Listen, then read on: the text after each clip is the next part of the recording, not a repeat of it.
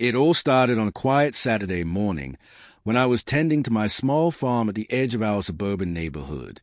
The place was technically within the Homeowners Association's jurisdiction, though I'd long since stopped paying much attention to their endless stream of violations. Apparently, my non-regulation fencing and an authorized livestock enclosure had offended the sensibilities of Karen, the self-appointed queen of our HOA. She had been on my case for months, filing complaints and showing up uninvited with her clipboard and camera. I thought ignoring her would make her go away. I was wrong. That morning, I noticed a few unfamiliar SUVs pull up near my gate. Out stepped Karen, wearing a fluorescent vest like she was about to conduct a military operation.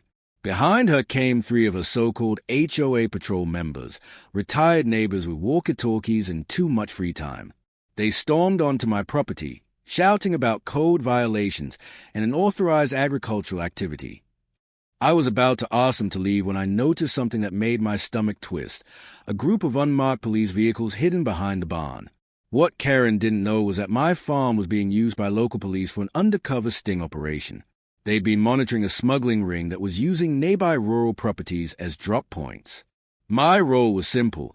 I'd volunteered my farm as a cover location, keeping quiet while the officers set up hidden cameras and surveillance gear.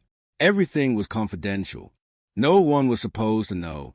Karen marched straight toward the barn, waving her clipboard like a weapon.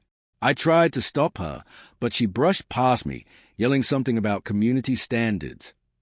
The moment she yanked the barn door open, chaos erupted. Out poured 6 undercover officers, startled and furious, their radios crackling as they demanded to know who had breached the site. Karen froze, eyes wide, as one officer shouted for everyone to put their hands up. Her patrol team scattered like frightened pigeons. Within minutes, the situation was contained. The police quickly realized it was a case of overzealous HOA interference. Karen tried to explain that she was just protecting neighborhood values, but the officers weren't impressed. They lectured her about obstructing a federal operation and escorted her and her crew off the property. When the dust settled, I couldn't help but laugh. Karen's face as she was loaded into the back of a squad car was priceless.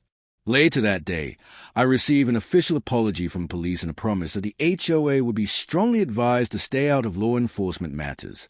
As for Karen, she resigned from the HOA board a week later. My farm has never been quieter.